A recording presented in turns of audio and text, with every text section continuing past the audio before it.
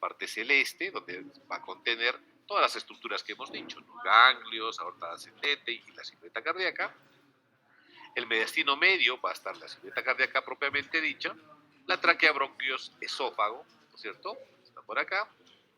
Y la posterior, la región o músculos del plano posterior paravertebral. Esas son normalmente las estructuras anatómicas que vemos a nivel de mediastino. Y todas estas estructuras las vamos a extrapolar precisamente a nivel de la placa radiográfica. Felson la ha dividido así, ¿no es cierto? Mediastino anterior, mediastino medio, hemos visto las estructuras que están, y el posterior, ¿no? Cuando vemos desde una proyección lateral. Entonces, cuando hay ocupación de alguno de estos espacios, a esta proyección lateral nos va a sugerir algún tipo de patología, probablemente de tipo linfoproliferativo, ¿no? ¿Qué tenemos? Un movimiento acá. En el tórax tenemos componentes importantes, el continente y el contenido. Entonces, el continente, vamos a tener la columna vertebral propiamente dicha, las costillas, el esternón, las partes blandas, tejidos subcutáneo y el diafragma. En el contenido, vamos a visualizar la pleura, el mediastino en sus 3 compartimientos y los pulmones propiamente dichos, ¿no es cierto? Entonces tenemos claro que hay un continente y hay un contenido. ¿Qué estructuras o qué proyecciones podemos visualizar por la imagenología? ¿Qué tipo de exámenes tenemos por imagenología para abordar el tórax? Tenemos la fluoroscopía, tenemos la radiografía convencional digital, la que conocemos, ¿cierto? Tenemos la fotoröntgen, que inicialmente es la que empezó, que eran fotos o radiografías tamaño un casino, ¿no? Una baraja, ¿cierto? De cartas. Tenemos la ultrasonografía, tenemos la ultrasonografía endobronquial o el EBUS mediante broncofibroscopía, tenemos la tomografía axial computada, el TACAR, tenemos la tomografía helicoidal multicorte, tenemos el PET-CT o PET-SCAN, que es la tomografía por emisión de positrones, que es muy útil en cuadros de neoplasias, de activación o desactivación. Tenemos la resonancia magnética de tórax y tenemos la gammagrafía pulmonar, también la utilizamos para visualizar si tenemos nódulos o masas calientes o frías, que quiere decir que tienen actividad o no en cuadros de seguimiento o diagnóstico en cuadros neoplásicos. Entonces, estas son las diferentes formas o tipos de exploración del tórax. Cuando vemos una placa de rayos X puntualmente, debemos hallar o tener en cuenta este tipo de características. ¿Qué quiere decir? Tiene que estar traspolado en una placa de rayos X toda la estructura y toda la silueta pulmonar. Eso quiere decir esta gráfica, este diagrama, con todos los ángulos bien específicos, debe estar centrada, lógicamente, y las estructuras óseas donde corresponden, ¿no es cierto? Entonces, es una prueba o es una técnica donde debe haber todas esas estructuras bien sostenidas. ¿Qué debemos evitar? Si bien es una prueba sencilla, tampoco es que la tomemos frecuente y corrientemente a libre albedrío, ¿no? Entonces, ¿qué debemos evitar frente a una prueba radiológica? Que sean exámenes periódicos, excepto, lógicamente, si hay hallazgos clínicos de patología previa o variación de enfermedades crónicas previas para ver su evolución, tipo una neumonía, por ejemplo, o previo al ingreso a instituciones de acogida que tengan, o sea, hay que evitar utilizar, hacer placas a libre demanda, salvo obviamente que haya presencia igual de antecedentes clínicos patológicos o que haya la necesidad de descarte de tuberculosis, sobre todo nosotros que somos un país endémico de esta patología. En estudios preoperatorios, salvo la existencia clínica, se debe evitar en lo posible cirugía cardiopulmonar u oncológica, o en personas mayores de 70 años también se debe evitar en lo posible. Como método de cribado de cáncer pulmonar también se debe evitar, ¿no? O sea, el hecho de exposición frecuente es una exposición, si bien es en mínima cantidad en los aparatos actuales, de radiación. Entonces, en estas circunstancias se debe evitar, ¿verdad? Dentro de lo que es la radiografía básica de tórax, tenemos algo que es muy importante, que es el pilar de una placa de rayos X, y es precisamente las densidades radiológicas. Y cuando tenemos las densidades radiológicas, ¿cuántas son las densidades? 5, ¿no es cierto? Tenemos la densidad aire o gas, agua, grasa, cálcica y metal. Cuando tenemos una densidad aire, ¿qué estructuras valoramos? El aire propiamente dicho pulmonar, la silueta traqueal, los bronquios principales y el parénquima pulmonar. Esa imagen es la densidad gas o aire. Y esta la vamos a ver generalmente como una imagen radiolúcida, oscura, ¿no es cierto? Negra. En cambio, cuando tenemos una densidad agua o líquida, vamos a valorar ahí mediastino, arterias, venas pulmonares, vísceras sólidas abdominales, lesiones sólidas y quísticas del parénquima pulmonar. Y esta imagen la vamos a tener como imagen radiopaca o blanca. O sea, el líquido es blanco. ¿Ok? La grasa la vamos a encontrar, o la densidad grasa, en planos faciales de la musculatura de la caja torácica, la densidad cálcica, osteoarticular o cálcica, lo vamos a encontrar en el esqueleto y calcificaciones, la densidad metal, lo vamos a encontrar en cuerpos extraños o grapas, ¿no? Como su nombre mismo lo indica, es una imagen metálica, ¿no? Una radioopacidad brillante que va a diferir de la cálcica por la brillantez de la imagen, no es igual. Otro punto importante dentro de la valoración de la radiografía básica de tórax es precisamente las proyecciones que debemos valorar. Una de ellas es la proyección póstero-anterior, ¿no? La póstero-anterior, que es la que más utilizamos frecuentemente, y se realiza en bipedestación, que quiere decir el paciente está parado. Un segundito. Parado en inspiración máxima, y el tubo o el cañón disparador debe estar aproximadamente a 1.5 a 2 metros del paciente, ¿no? El cañón. Un segundito, por favor.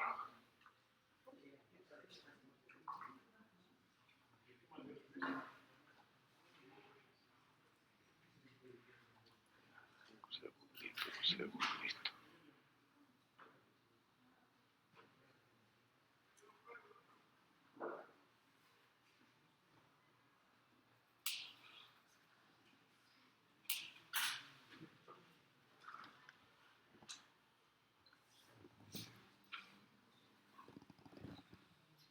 Ahora sí, tenemos otra proyección antero-posterior que usualmente no la utilizamos, más se utiliza esta proyección cuando queremos ver silueta cardíaca.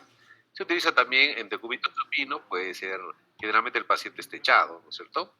El mediastino aparece entre un 15, esto es muy importante, cuánto agrande el mediastino o silueta cardíaca en una proyección anterior que una posterior, en un 15 a 20% aproximadamente. Entonces es muy importante identificar de inicio si estamos frente a una proyección antero-posterior o una posterior-anterior, porque la silueta podría crecer y nos podría dar un sesgo de interpretación. Tenemos proyecciones laterales, la cual evalúa normalidades en los ángulos costofrénicos, mediastino y cerca de la columna en un 40% del área y un 25% de volumen.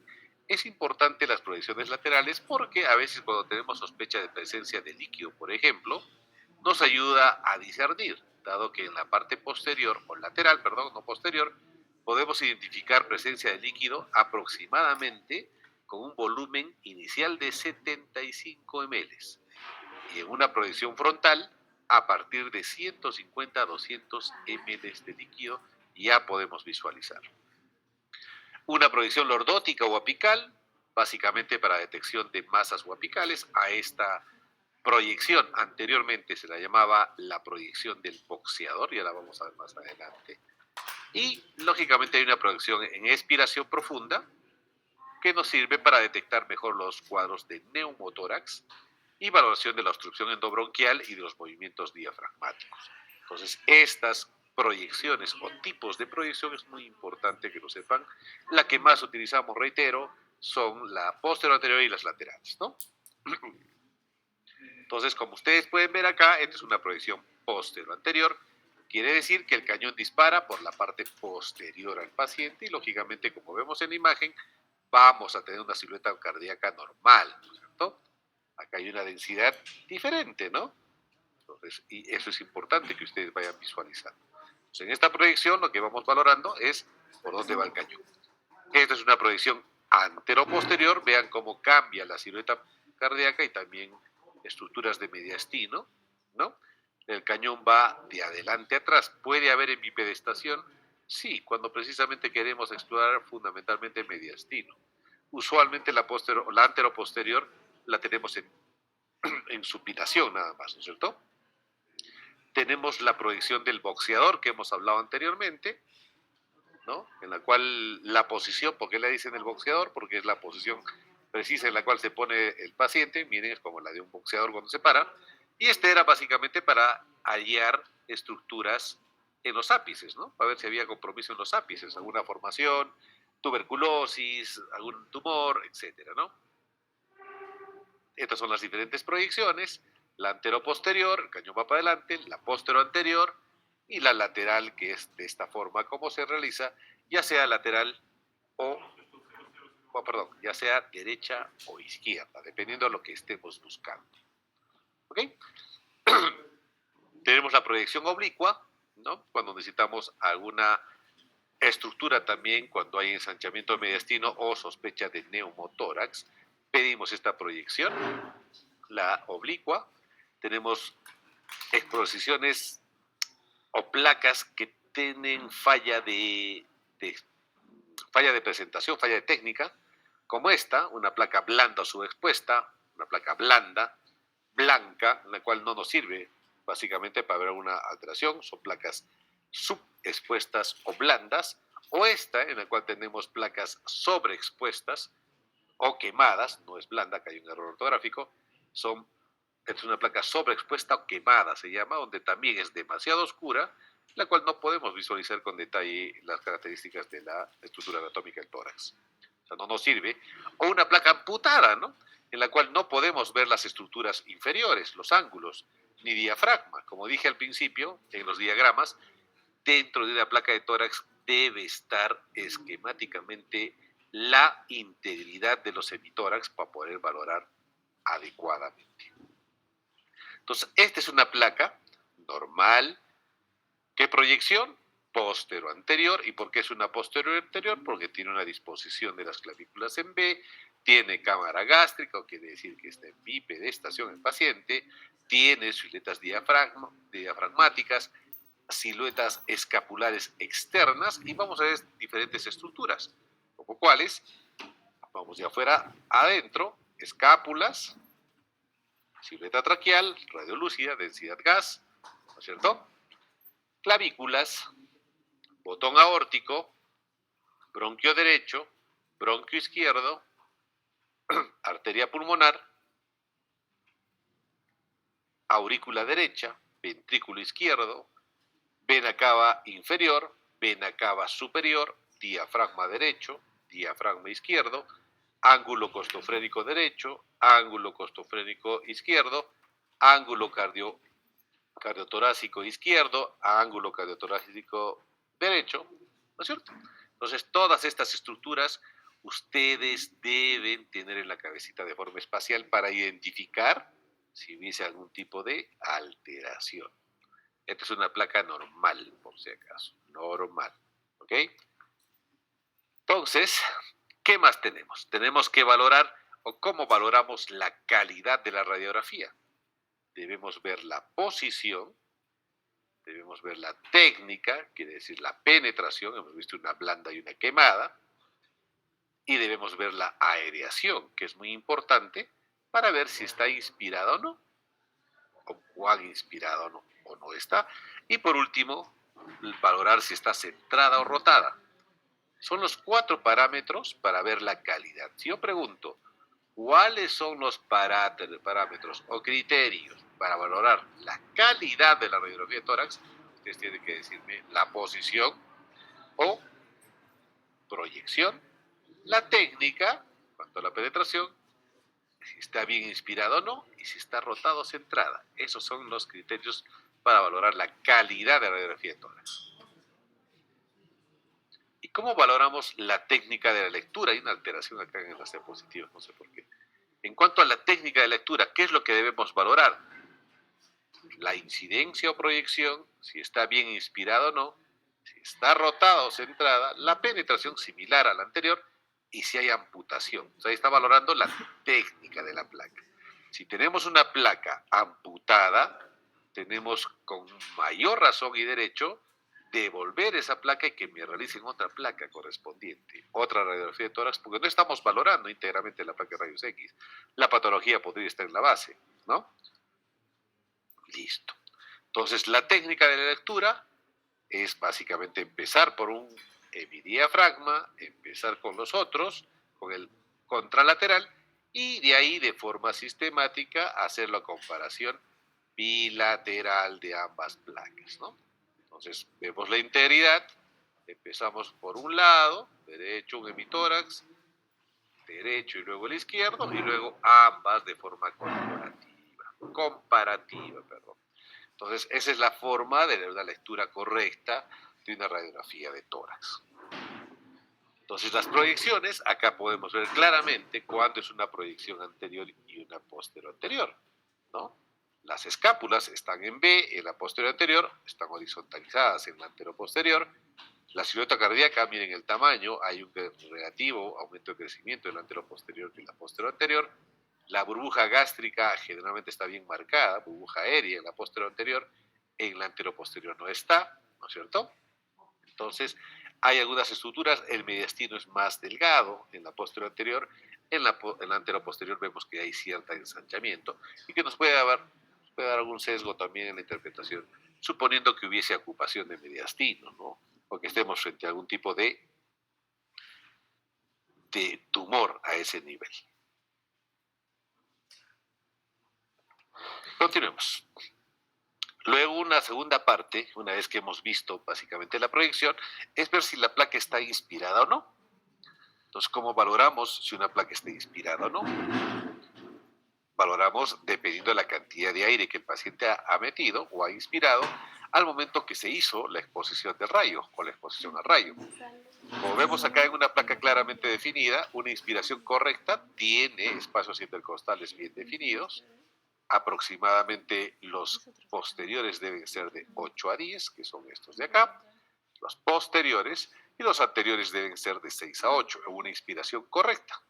Y cuando hay falta de inspiración, es la misma placa, vemos cómo hay disminución del campo pulmonar, hay agrandamiento de silueta cardíaca que nos puede hacer suponer que estamos frente a una cardiopatía, una cardiomegalia o una congestión pulmonar.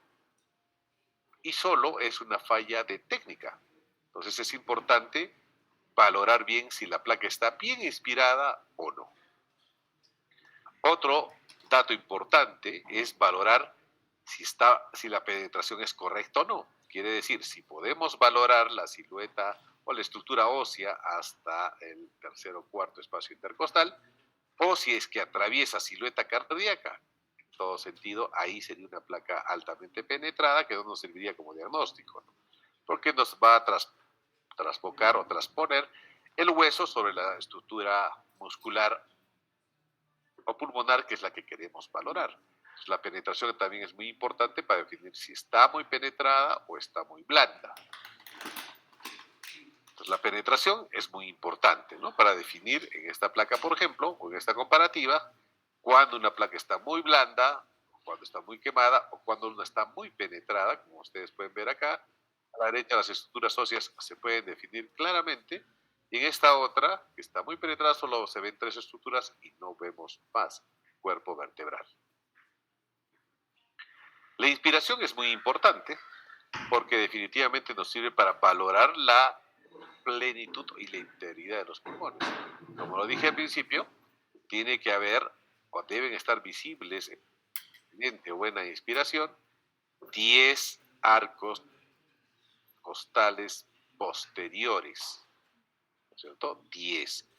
1, 2, 3, 4, 5, 6, 7, 8, 9, entre 8 a 10. En muchos pacientes hospitalizados solo vemos 9 arcos posteriores, dice el índice. Y en los anteriores debemos ver 6 a 8, ¿no? 1, 2, 3, 4, 5, 6, 7, 8 hay acá. Entonces, acá en el lado derecho de sus pantallas pueden ver una placa bien inspirada y en el lado izquierdo una placa pobremente inspirada. Como ustedes pueden ver, solo por la técnica radiológica podemos tener un sesgo en la interpretación, solo por la técnica. Entonces es importante valorar eso, si está bien inspirada o no. Entonces en la inspiración, 8 a 10 arcos intercostales posteriores, estos son, siempre que les hago la misma pregunta en prácticas, no me saben resolver algunos, pero es importante que ustedes ya lo sepan, porque están recordando lo que hicieron en radiología. Los arcos posteriores son precisamente estos, los convexos hacia arriba, ¿no? Convexos hacia arriba son los arcos posteriores, debe haber 8 a 10 para indicar que está bien inspirada. Y los arcos anteriores deben ser los convexos hacia abajo, 1, 2, 3, 4, 5, 6, para catalogarlo también como que la proyección o la placa, desde el punto de vista de la técnica, está correcta. Y así podamos tener mayor estructura para poder analizar, evaluar y diagnosticar. E interpretar, perdón. Otro paso importantísimo es valorar la rotación de la placa. Si el tórax está rotado o centrado. Y para ello hay estructuras anatómicas que nos sirven de referencia. La sombra traqueal y las clavículas fundamentalmente. Pero las clavículas, ¿qué parte específicamente y qué parte de la columna específicamente? La apófisis espinosa de la columna vertebral debe ser equidistante a las cabezas o al tercio interno de las clavículas. Entonces, esas son las estructuras que nos sirven para valorar la rotación o si está centrada la placa. Como por ejemplo acá, lo que vemos es una placa centrada, la parte superior. En la parte inferior vemos un acercamiento de la cabeza de la clavícula con apófisis espinosa hacia el lado izquierdo, o sea, una rotación izquierda, y en la imagen consecuente, un acercamiento de la apófisis espinosa hacia la cabeza y al borde interno de la clavícula derecha, una rotación hacia el lado derecho, ¿no? Entonces, ¿para qué nos sirve valorar la rotación? ¿O para qué nos sirve valorar si la placa está centrada o no? Porque acá pudiésemos tener un sesgo en la interpretación también. Como ustedes ven acá en la parte superior, en esta placa que está bien centrada, vemos un mediastino bastante uniforme. Pero en este otro, que es básicamente solo por técnica, que no esté centrada la placa, impresiona que pudiese haber una ocupación en mediastino, ¿no es cierto? Entonces acá podrían acumularse las famosas 4Ts. Ustedes ya lo saben, y si no, lo van a desarrollar en el penúltimo tema del sílabo, los famosos tumores de mediastino, timoma, teratoma, terrible linfoma y tumor de tiroides, que pudiesen estar ocupados en esta área, ¿no es cierto? Entonces, ¿cómo valoramos otra vez la rotación y la centración de las clavículas? Y si está centrado, centración. Si está central, valorando las apófisis espinosas que deben ser equidistantes al tercio proximal de las clavículas o equidistantes de las cabezas de las clavículas para mostrar una orientación correspondiente. Otro hallazgo importante es la orientación de la ubicación e identificación de las radiografías laterales. ¿Y cómo identificamos si una placa lateral es derecha o izquierda? Precisamente por la unión de los diafragmas, un poco que se ha subido la imagen. Cuando tenemos hemidiafragmas superpuestos, o sea, como este, superpuestos, nos vaya a sugerir que estamos frente a una placa lateral derecha. Hemidiafragmas superpuestos, en línea. Pero si tenemos hemidiafragmas cruzados, como una cruz, que haya una intersección, nos está sugiriendo que estamos frente a una placa lateral con proyección lateral izquierda. Entonces, entre cruzados, lateral izquierda, superpuestos lateral derecho.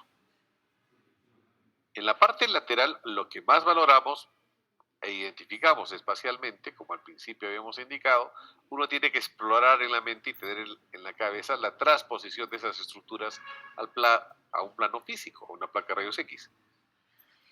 Y vemos cómo en el pulmón derecho podemos valorar los tres lóbulos, ¿no? El superior, el medio y el inferior, y su localización correspondiente. Y en el pulmón izquierdo, valorar solo la gran fisura o fisura mayor, que hace la división del lóbulo superior y el lóbulo inferior. Por radiografía podemos identificar estas estructuras o estos espacios virtuales.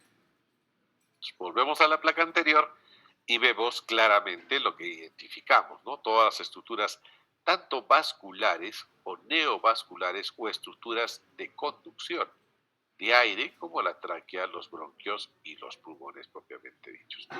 En esta placa es donde precisamente debemos valorar, ¿no es cierto?, las 5 densidades que hemos mencionado al principio. Densidad gas o aire, radiolúcido, negro. Densidad agua, ¿no?, o líquido, silueta cardíaca, vasos sanguíneos. Densidad grasa, tejido celular subcutáneo, ¿no?, hilios también. Densidad cálcica o ósea, ¿no es cierto?, cálcica, estructuras del esqueleto, costillas, etcétera. Y densidad metal. ¿Dónde está la densidad metal? Acá está la densidad metal, ¿no?, en el numerito en esta placa, donde ven que es mucho más, es radiopaco, sí, pero es más brillante que la densidad cálcica. Entonces, si una estructura encontremos en plano de campos pulmonares con este tipo de densidad, estamos frente a una densidad cálcica, que puede haber cuerpos extraños, grapas, metales, aretes, etc. Los hilios nos van a demostrar la densidad grasa. Generalmente esa es la densidad grasa. De un vaso sanguíneo de un bronquio es muy parecido, salvo que el bronquio va a estar cubierto en la parte central por una imagen radiolúcida, porque por ahí pasa el aire, ¿cierto? La respiración, el aire, el oxígeno pasa por los bronquios, entonces por ahí hay una densidad radiolúcida, densidad gas o densidad aire. Entonces, en la evaluación o lectura sistemática de una placa de rayos X debemos valorar los siguientes aspectos. Debemos valorar fundamentalmente las partes óseas, las partes blandas, el contorno, porque puede haber lesiones externas en el contorno o continente, como tipo lesiones a nivel de plano muscular, enfisemas pulmonares, mediastino, porque podría haber alguna tumoración en el mediastino, valorar hilios de vías aéreas y por último el pulmón y la pleura. Lo último siempre de una valoración radiográfica o al realizar la lectura de una placa de rayos X es el pulmón y la pleura, es lo último. Lo primero es valorar lo de afuera, el continente, y luego el contenido. Esta es la forma adecuada de hacer una lectura correspondiente. En las partes blandas hay que valorar el cuello, músculos, axilas, el diafragma, mamas, etc. En las partes óseas, netamente como su nombre lo indica, todas las estructuras, columna, clavículas, escápulas, costillas, esternón, húmero, etc. Todo lo que corresponde a la parte cálcica, ¿no?, que podemos valorar, que no esté en el campo pulmonar, porque pudiese estar por falla de técnica la escápula introducida dentro del campo pulmonar y nos puede hacer sospechar o igual dar una mayor o una falsa imagen, un falso diagnóstico, ¿no? Debemos valorar en las proyecciones siempre la presencia de la tráquea, de las escápulas, ¿cierto?, escápulas, tráquea, del arco aórtico, ¿no?, en la silueta casi está un poquito en detalle, la fisura oblicua del pulmón, el borde cardíaco posterior, ¿cierto?, son las estructuras que se pueden valorar, la vértebra torácica, vértebras torácicas, el hemidiafragma izquierdo, el hemidiafragma derecho, el centro cruzado. Si es centro cruzado, la proyección es izquierda, ¿no es cierto? La fisura oblicua, fisura oblicua, y el esternón propiamente dicho, ¿no? El mediastino anterior está acá, el medio y el posterior, ¿no? Algo que es muy importante y relevante recalcar en la parte pulmonar, y es algo que siempre también voy preguntando y nunca me responden, al menos el 90%, o al menos cuando pasan prácticas conmigo, es cuando les pregunto de la segmentación pulmonar. Y la pregunta es, ¿será importante la segmentación pulmonar? Por supuesto que sí, porque nos va a ayudar a orientarnos dónde está la lesión o la infiltración o la consolidación o la masa que está causando el problema pulmonar y poder localizar y hacer un abordaje adecuado mediante broncofibroscopía o tomografía, ¿no? Generalmente la segmentación la entendemos y la valoramos más en una placa simple, pero más aún en una tomografía de tórax. Entonces, ustedes recordarán que el pulmón derecho tiene 3 lóbulos, ¿cierto? Y de esos 3 lóbulos va a haber 10 segmentos pulmonares. Y de esos 10 segmentos pulmonares, ¿cuáles son? El apical, el anterior, ¿no? El posterior es el 2, el anterior es el 3, el lateral es el 4, el medial es el 5, y en el lóbulo inferior, ¿qué es lo que vamos a tener? 5 segmentos, ¿no? Que son posteriores los otros últimos. Entonces el lóbulo superior tiene 3 segmentos, el medio 2, y el inferior tiene 5. El apical, ¿no es cierto? O superior, el lóbulo inferior, el medio basal, el anterobasal, el laterobasal y el posterobasal. Son los 10 segmentos que tiene el pulmón derecho. El pulmón izquierdo también tiene su particularidad. Este ya no tiene 2 lóbulos, tiene solo 2, perdón, ya no tiene 3, tiene 2, grandes lógicamente, en los cuales se va a dividir también en 10 segmentos. Ojo, el pulmón izquierdo también tiene 10 segmentos. Otro detalle es que haya 2 segmentos fusionados, que eso es diferente. El ápico posterior o 1 más 2, el anterior, el lingular superior y el lingular inferior. Y en el segmento inferior van a estar los 5 lóbulos similares al izquierdo, que va a ser el apical, igual que el otro lado, el medio anterobasal, el anterior, el lateral y el posterior, similar al anterior. Pero acá está fusionado el 7 más 8, todos están fusionados, ¿cierto? ¿Por qué les pongo estas dos imágenes? Para que se den cuenta cuál es la ubicación territorial, por así decirlo, o la ubicación anatómica de los diferentes lóbulos, tanto el lado derecho como el lado izquierdo. Y como ustedes pueden ver, el lóbulo superior ocupa casi la mitad de una placa de rayos X, está todo esta. El lóbulo medio es casi central, en el lado derecho, y el posterior, el apical, es bien lateral, o sea, el segmento 6 es de los segmentos de difícil abordaje, que se encuentra en la parte posterior y lateral del hemitórax, como ustedes pueden ver, y lo que más valoramos acá son los segmentos 6-7 o 7-8, 7-8 más o menos, que están en la parte inferior del hemitórax, porque los segmentos 9-10 son posteriores, entonces está en la parte posterior del pulmón.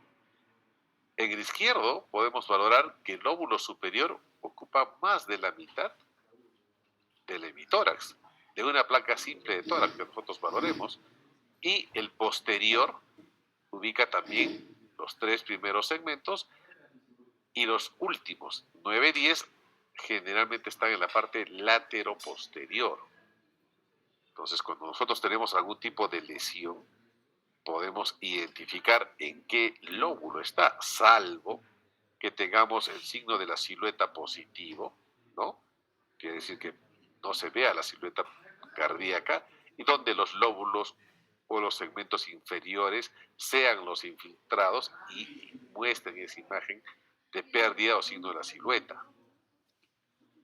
Entonces, los lóbulos pulmonares, el lóbulo superior, el lóbulo medio y el lóbulo inferior, en la parte posterior. En el izquierdo, el lóbulo superior y el lóbulo inferior por la parte posterior. O sea, el inferior es posterior sobre todos sus últimos segmentos. Acá vemos otra imagen donde podemos valorar igual, lóbulo superior y lóbulo inferior en un segmento cargado. En las imágenes laterales, un pulmón izquierdo, dos lóbulos, y en la imagen izquierda, un pulmón con un hemitórax derecho.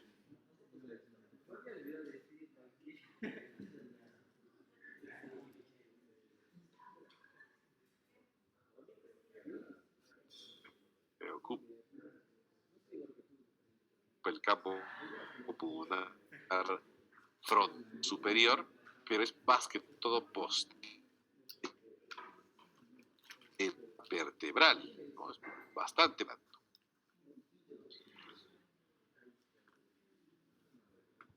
La vascularidad, la estudiantes y los grandes irrigan derecha como izquierda. Distribución: el calibre de la arteria pulmonar derecha es mucho más gruesa que la izquierda. Es la distribución desde el punto de vista de la vascularización. En el mediastino encontramos algunas estructuras anatómicas desde el punto de vista vascular, como por ejemplo aurícula derecha, ventrículo derecho, el ápex o punta, la vena cava superior, la vena cava inferior, la válvula tricuspidia, la válvula pulmonar, el tronco de la arteria pulmonar, ¿no es cierto? El tronco de la arteria pulmonar y la arteria pulmonar izquierda, ¿no? Más arriba ya encontraríamos la arteria aorta, ¿no? Que cabalga encima de este tronco pulmonar, ¿no? Por acá cabalga por encima. Tenemos un índice cardíaco que es importante que ustedes sepan identificarlo, ustedes ya saben ello, se hace una división en la línea media con un eje vertical sobre un horizontal.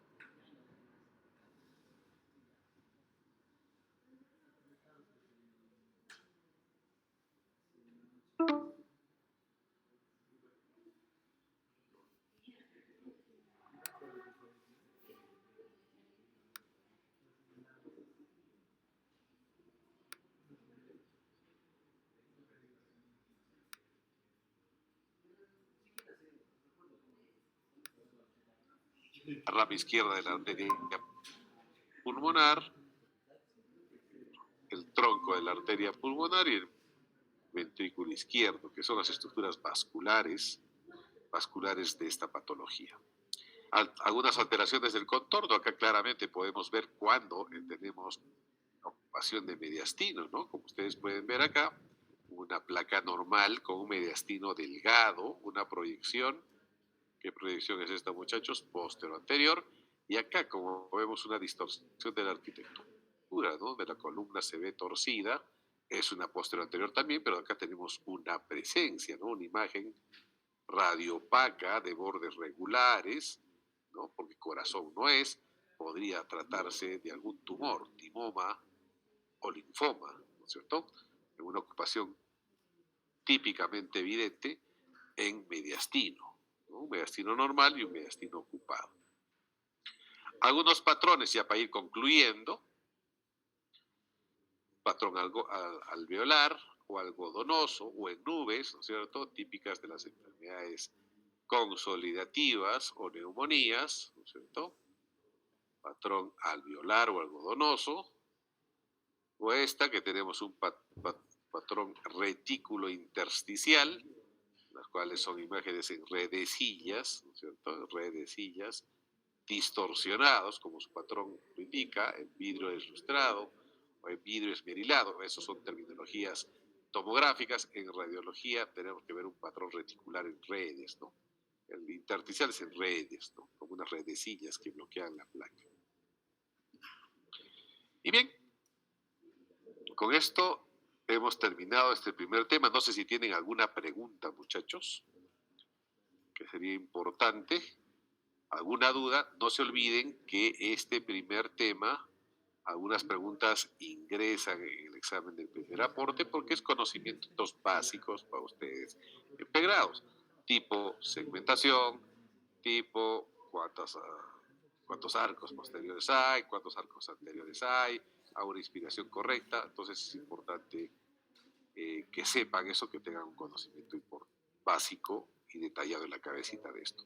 Si bien este tema es un tema muy sencillo porque estamos recordando lo que ustedes ya realizaron en radiología, ¿no? Cuando aprobaron radiología, perdón. ¿Alguna pregunta, muchachos?